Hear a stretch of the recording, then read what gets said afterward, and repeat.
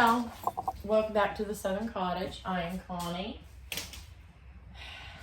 and today is going to be a little bit of housekeeping. So I am cleaning, reorganizing, and trying to get everything situated to where I can work better in my space, less clutter, everything else. And part of that is cleaning out my freezers. If you don't know, I'm going to tell you, I love to garden, and some years I have a bumper crop and some years I don't. Last year I did not have a bumper crop, and my tomatoes were coming off the vine, and sporadically I would just get a little bit here and there, not enough to do a lot of canning with. So what I did was the larger ones I cored and cut up and put in freezer bags and put them in my freezer. So now that the holidays are over, I'm a little bit slower and I need to defrost my freezers. Now is the time for me to go ahead and do some canning. So what I am going to do is make some tomato sauce. Sorry, I'm getting everything clean and sanitized so I can get all of my tomatoes out. In preparation for this, I went ahead and took them out and thawed them. And yeah, so I need to get them out. When tomatoes freeze, they release a lot of their juices, which is going to make what we're doing here today a whole lot easier, because a lot of those juices I'm going to be able to strain out. So my tomato sauce is hopefully, this first time I've ever made it, going to turn out nice and thick. So I have a big tub full of tomatoes in the bottom of my refrigerator.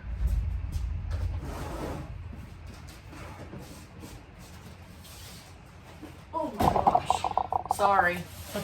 Did not mean to hit the table. And I do catering. This is my catering kitchen. And whenever I have extra tomatoes that I either overbought or I bought them too early and they were not going to be at the correct ripeness, they weren't going to be nice for the catering, I just throw them in a freezer bag and put them in the freezer. So you're going to see store-bought tomatoes in here, homegrown tomatoes, yellow tomatoes, green tomatoes, all of that stuff. And we're going to put it all together in a roasting pan, and we are going to cook this down to make some really nice, hopefully, tomato sauce that I can use in a lot of recipes. And what I really want to do whenever I get finished is take some of that homemade tomato sauce and make some tomato basil soup. So first thing I need to do is strain these yellow tomatoes, and I'll tell you as they come out what came out of my garden and what was store-bought. So this tub is full of water. So normally when you make tomato sauce and you don't use paste tomatoes, even when you do use paste tomatoes, you still have some water on those tomatoes. I'm trying to find my strainer, y'all. And I bet you they took it in the house. This is my problem. They take my stuff. I'm just gonna use this. And there's a ton of different bags in here. I even have some peppers in here. I might try to make some salsa. Do you see all the water in there? That is the liquid that we would have had to cook off these tomatoes had we put them in there fresh. So I am going to go ahead and dump these in and strain off as much of this water as possible. Tomatoes, after they've been frozen, would not be good to pop out of the freezer and eat fresh, because they are soggy. These are still gonna have water in them. Sorry y'all, you're under severe thunderstorm warning as we speak. We just got out of a tornado warning. These are some of my little tiny cherry tomatoes. And this is a tomato I just put in their hole. I'm gonna have to pop that core out. These are definitely store-bought cherry tomatoes.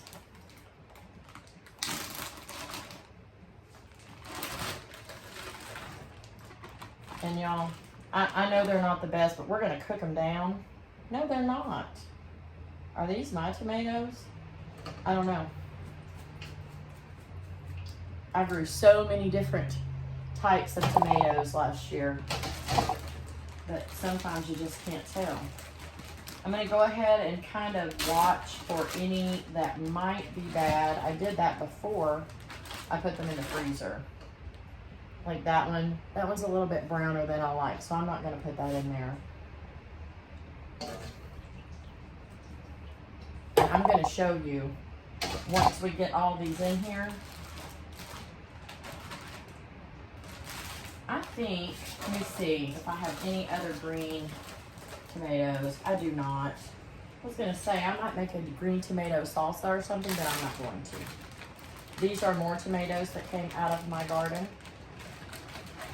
Yellow pears. They are the best tasting cherry tomato I have ever had, besides the sweetie cherries.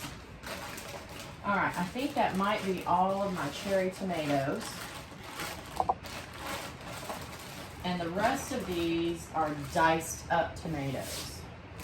So I'm not really gonna know, looking at these, if they're mine or if they're store-bought. So I'm gonna go ahead and get all of these into my roasting pan and then we'll go on to the next thing. Okay, I have all of my tomatoes in my roasting pan. While I clean up my mess here, let's talk about another way that you could do this.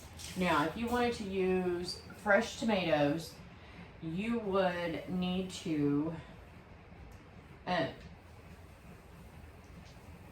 put a little X on the bottom of them, blanch them for a couple of minutes in boiling water, transfer them to cold water, and the skins will come right off. I am completely skipping that step because I'm just gonna cook these down to nothing. I'm gonna cook them down, simmer them down, and then I will strain it at the end. And I'll take what I strain off and put it in the food processor, all the skins, the seeds, all that stuff, and then dehydrate it and make my own tomato paste to where I can reconstitute it with a little bit of water and use it as a thickener in soups, stews, whatever I want to use it for. If you want to freeze them like that, you can go ahead and put them in, go ahead and core them, and then put an X on the bottom and put them in the freezer. When you take them out of the freezer, those skins should just come right off. These skins are, I could grab a ton of these skins and just slide them right off of these tomatoes. I mean, they come right off once they're thawed out. I'm not gonna do that because I want those skins and the seeds and stuff to make my tomato paste later on. Let me show you exactly how many tomatoes I had and how much water is already off. I don't know how many quarts this roasting pan is, but it is the biggest one that I could find, and it is full to the top. And this is a really large bowl full of juice. This juice would have had to have been strained off later on in the cooking process. So this just saved me probably 2 hours worth of cooking. I'm all about that. All right, I'm going to take this, put it in my roasting pan, put it on 250 degrees, and let it cook. It's gonna take a long time to cook it down, but you don't have to do anything to it. You can come back every couple of hours and strain off some juice. There's actually some juice in here that didn't all strain off, I can take a ladle and get that out right now. Save myself some work in the future. Okay, I have my roasting pan plugged up over here, y'all. Put a little bit of water in the bottom of your roasting pan. Not a lot. You don't want your pan floating up. That ended up being less than a cup of water. Put some water in your roasting pan. And then this is full of tomatoes. Now, there's still a lot of juice in here. I'm going to put this on 250 degrees. I'm going to put the lid on it. And for the sake of knowing how long this takes, my start time is 1 o'clock in the afternoon. I should have started this way earlier. I didn't know if we were going to have power because we were under a tornado warning, severe thunderstorm warning. I'm starting it now. And if I have to let it go overnight, I'm okay with that. So we're going to start at 1 p.m. And I'm going to just let it sit and cook for a couple of hours. And then I'm going to come back and check it. And I'll bring you along. We'll see what it looks like. Give it a good stir. Y'all, I didn't spray my pan. We're not cooking this at high heat. It's going to be a low simmer all day long. We're going to be okay. Okay, it's been 2 hours. So let's take the lid off of this. And yeah, there's a lot of juice in here. A lot of juice. It's not real hot. This is a slow process. Let me ladle off this juice, give it a stir, and I'll show you how much water I've gotten off of this. Okay, I pulled off a lot of the water. There's still a lot of juice in here. But I'm gonna let it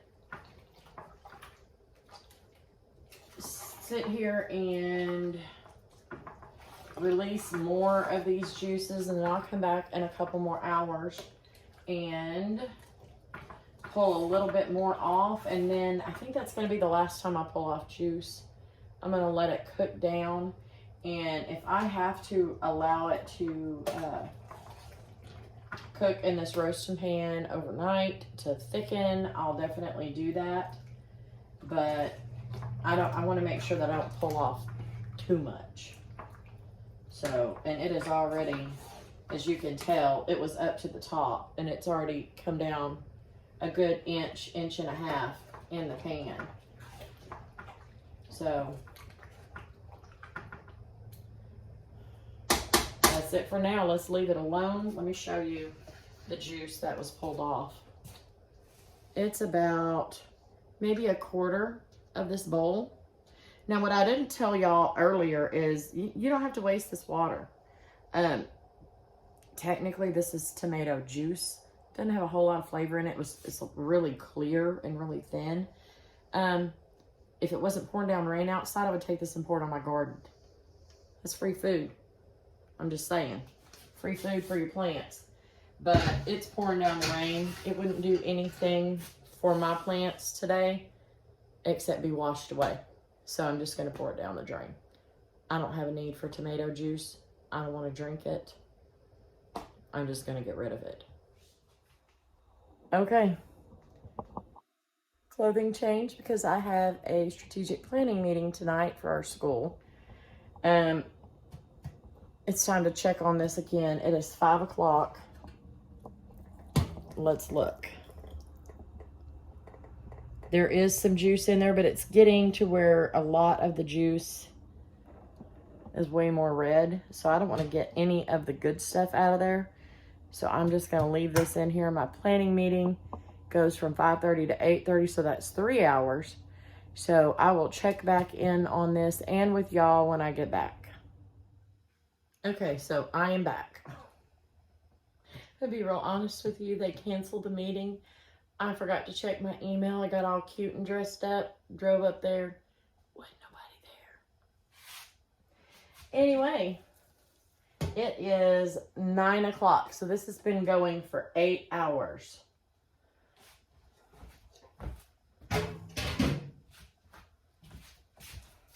There is a lot of water sitting on the top. Before we go any further, I'm going to go ahead and pull some of this juice off. I said I wasn't going to, but that's just a lot.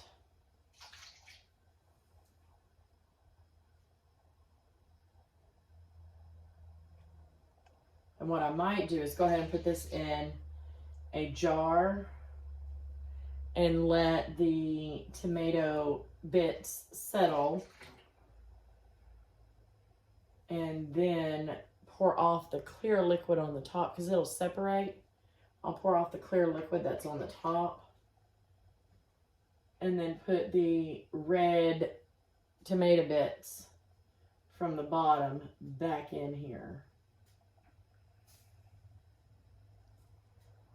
And you probably can't see a whole lot. It has shrunk down a little bit more.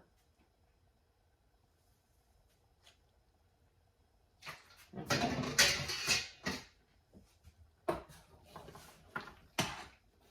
So what I think I'm actually going to do is get my submersion blender and blend this up, because we still have whole cherry tomatoes in here. Let me get you a little closer. Whole cherry tomatoes in here, and if I pop them, they will squirt all over the place. They're not, they're not cooking down like I want them to, the cherry tomatoes anyway. The rest of the tomato is. So let me get my submersion blender and let's blend this up. Okay, so big fancy right here. This is a plastic Sunbeam immersion blender, and y'all, it's old. It still does the job. The big industrial stainless steel ones, they cost a bit of money and I haven't bit the bullet on it. I don't use it that much. Okay, I think I got that pretty well pulverized. That's enough for now. There's still a couple of chunks in here, but that is all going to cook down. There's a lot of pulp still in here.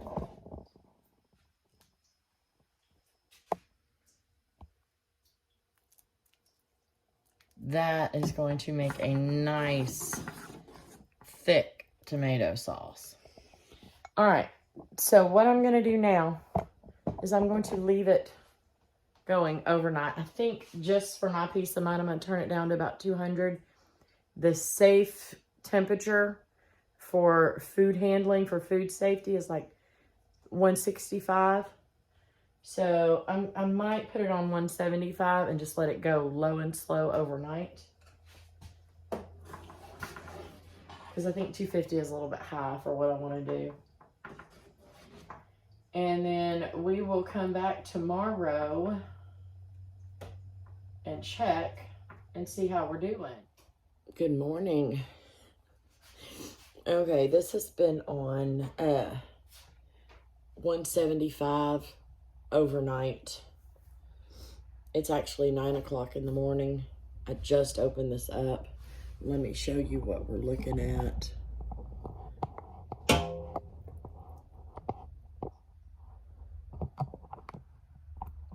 It has just been slowly simmering overnight. I still have a couple of chunks in here, but that is perfectly fine. I'm going to crank this back up to about 250 until 11 o'clock. And then look at how smooth that's getting. There's still, I mean, I'm not going to worry about all of this stuff, but y'all, look how thick. This is all going to be put through the food processor, and then I'm going to put it through a cheesecloth because I want to make sure there's not any chunks in here. That is, I'm super excited about this. So yeah, I'm going to crank this back up to 250. I'm going to let it simmer while I am here. I have to take my mom to the doctor, so I will turn it back down to 175, and then when I get back, we are going to turn it off, let it cool slightly so I don't mess up my food processor. Put it through the food processor, strain it, and then put it back in here and heat it back up because it needs to be hot to go into the canning jars. Okay, y'all, it is 9 o'clock on day 2 of working with my tomatoes to make homemade tomato sauce. So I got back about 5 o'clock from taking my mom to the doctor, and I figured that it was as cooked as it was going to get. That was a good 28 hours running between 175 and 250, depending on whether I was asleep or I was in here to watch or I was gone, whatever. Could it have been done in less hours? Yes, it absolutely could have, but this is how I needed it to go, so that's how it went. So I've had it turned off. It took a long time for it to cool down enough for me to put in my food processor. So I have an extra insert for my roasting pan. So what I'm going to do now is put the tomatoes in the food processor and process them up and try to get as much out of this as possible.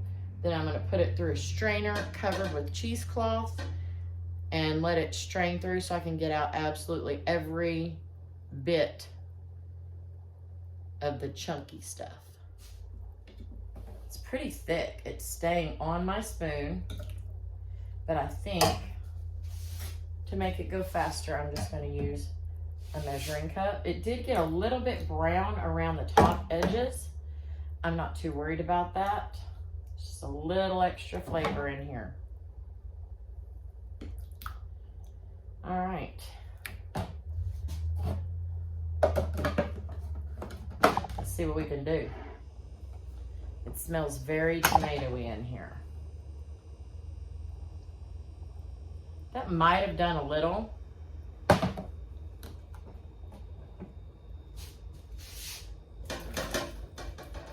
I'm going to have to use a spatula to press this through. That's perfectly fine. I'm going to go ahead and get this all done in the food processor and over here to strain out, and then we will come back and I'm going to show you what I've got left. Okay, I had to take the cheesecloth out because it was just, nothing was going through. So now I'm just using my metal mesh strainer,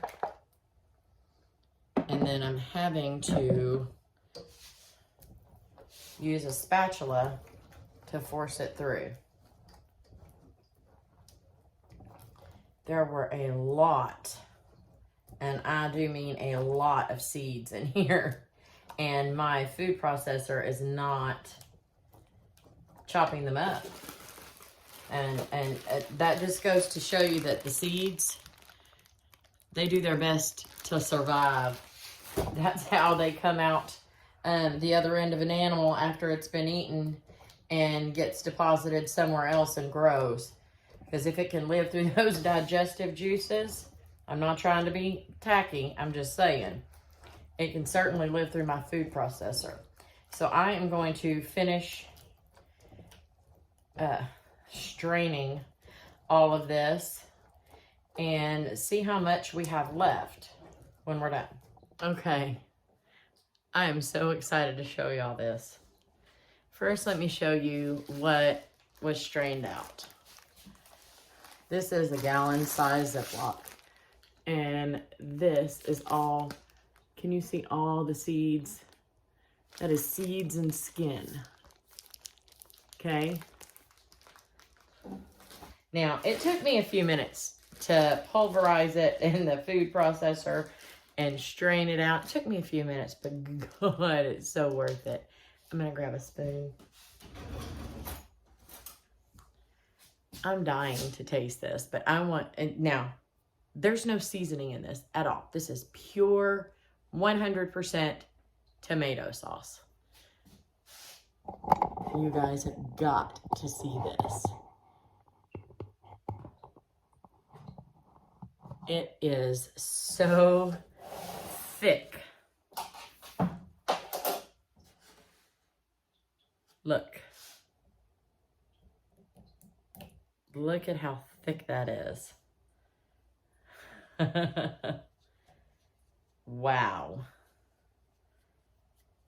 I am really, you see how it's holding it's the shape whenever I swirl it through? It is, oh my goodness, y'all. So thick. Now, this should taste, look. See how it's not flattening out? Look at how thick that is. All right. It's taste test time.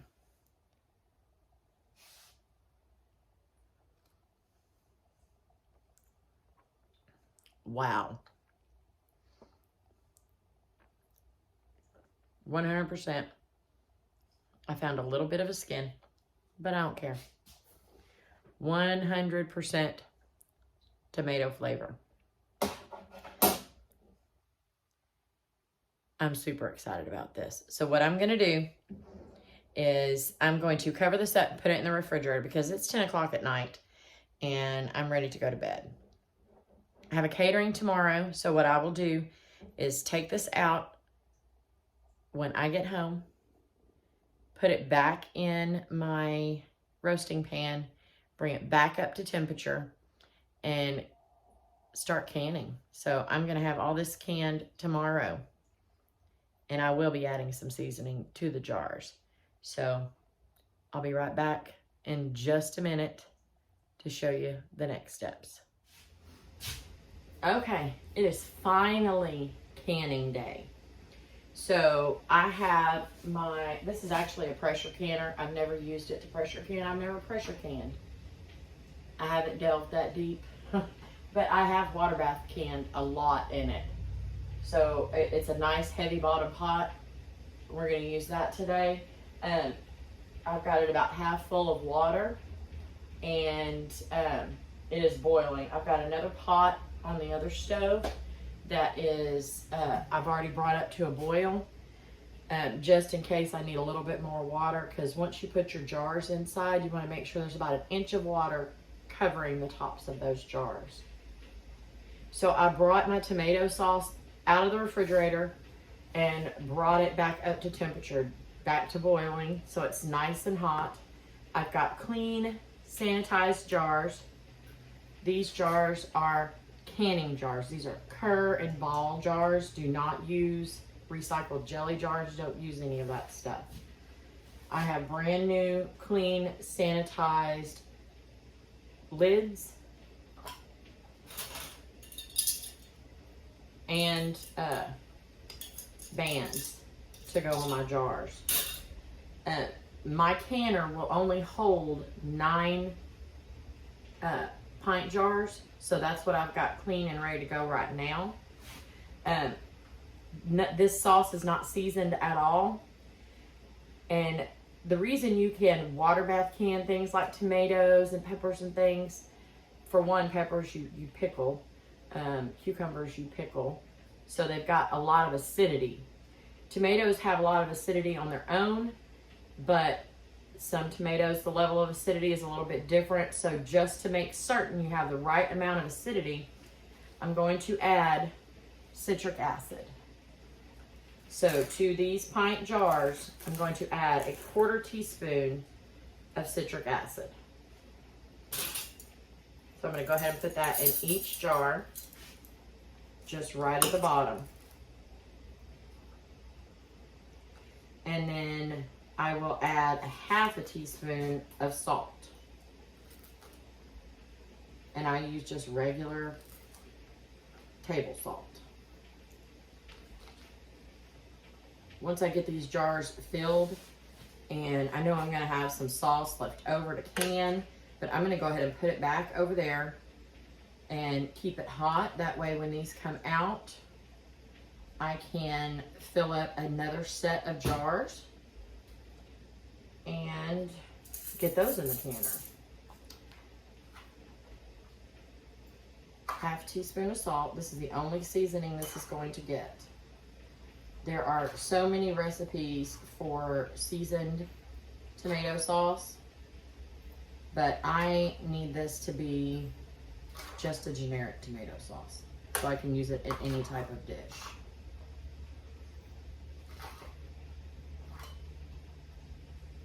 All right, I've got my salt and my citric acid in each one. I'm going to set that to the side. My canning funnel. And I am going to start filling up my jars. And you want to leave a 1/2 inch headspace. And I have a tool that will measure that for us. And I can add or take away as necessary if I overfill. Okay. This is how we're going to determine if we've got the right headspace. It has markings on here, and I'm going to set it on the side of the jar. It should just barely touch the top of your food. This one needs just a little bit more.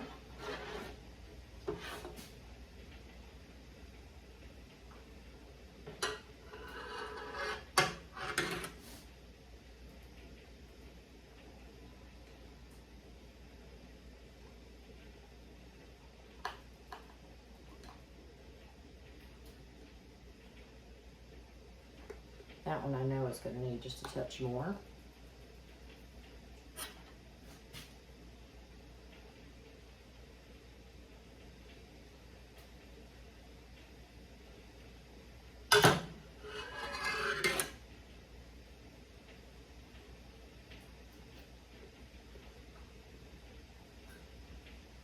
The headspace allows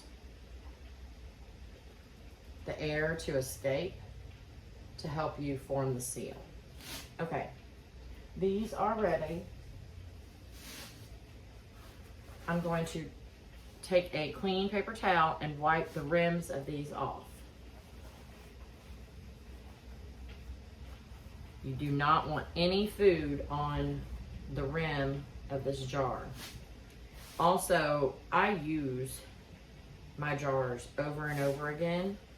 They're glass, they can be sanitized, and they're perfectly fine to use over and over. But before you fill your jars, you want to take and run your finger across the top just to make sure there aren't any cracks in it, because you cannot use that jar for canning. It will not seal correctly. Now, we're going to take our clean lids, set them directly on. It used to be required that you boiled these. It is no longer a requirement. They just need to be clean.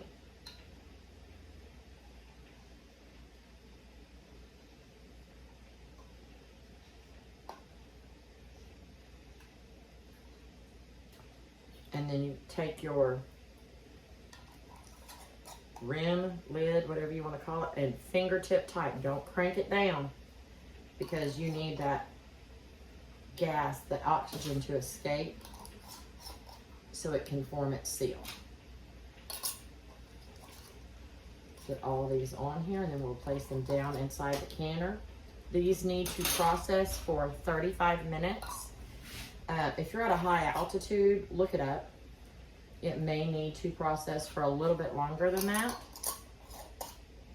but you can find it real quick on the internet.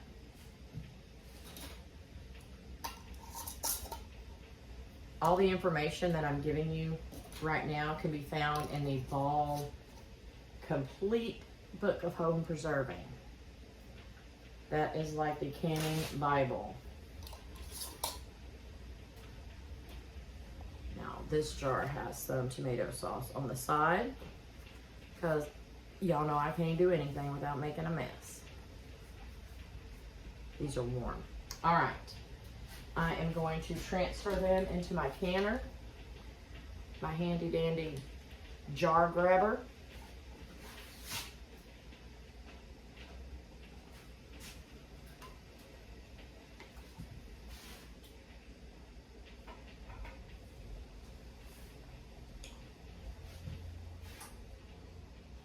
Like I said, these need to process for 35 minutes. Once that timer goes off for 35 minutes, I am going to turn the stove off. I'm going to turn this burner off and let it sit there with the lid on for about 5 minutes before I take them out.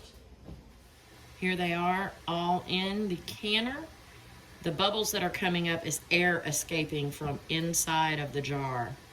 I'm gonna let this come up to a boil. I'm gonna add just a touch more water, let this come to a boil, and set my timer for 35 minutes.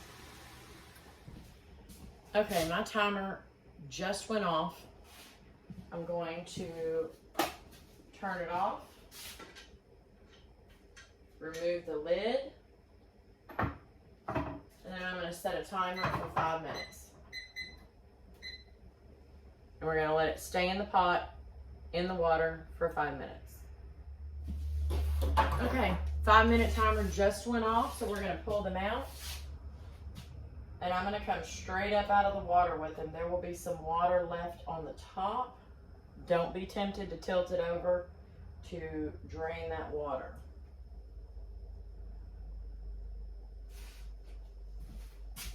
And I'm going to set them down on a towel so that they do not hit this cold metal table.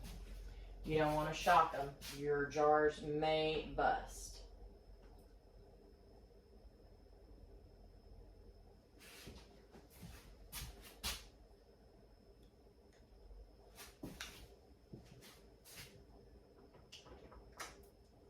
I went ahead and filled the other remaining jars. I only got 2 more jars. So that's going to give me a total of 11 jars. And then I have a little bit extra, which I am going to make a tomato basil soup. But that'll be on another video. These have to set overnight to cool down to room temperature. They are not sealed right now. Do not be tempted to press these tops down. It will do it on its own. We will come back in the morning, check our seals, remove the bands, label them, and put them up. Okay, y'all. We are finally done. Well, we have one more thing to do. Look. All of my seals have popped down. There is nothing better and more satisfying than the sound of a lid popping when you can. So the last step is going to be removing the rims. These are completely reusable. The lid is not. I'm going to take a clean cloth and just wipe it down because we do have hard water and it leaves just a little bit of a residue.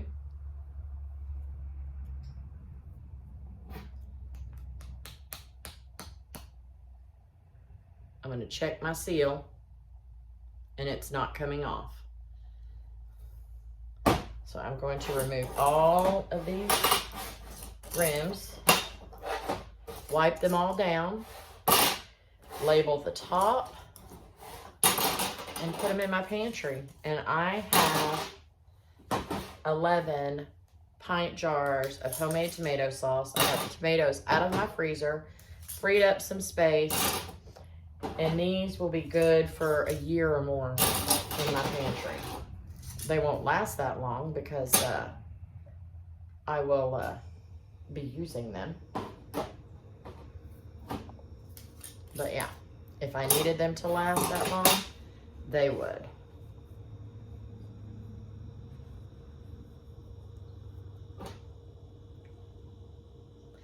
that's it.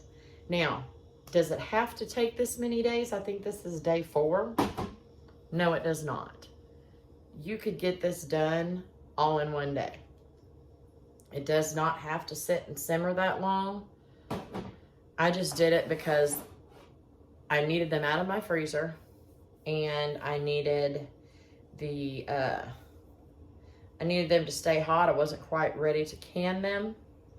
So yeah, I needed them to cook that long. It didn't hurt them. It didn't hurt them. You could cook them at a little bit of higher temperature to get them to break down more. Completely doable in one day. Anyway, I'm gonna get these labeled and get them in my pantry. I hope that you enjoyed this video. I'm gonna try and get it edited and get it uploaded here pretty quick for you guys. And the next video, I believe, is going to be me making some homemade tomato basil soup using my fresh tomato sauce. So thank y'all so much for joining me, and I will see you soon. Bye.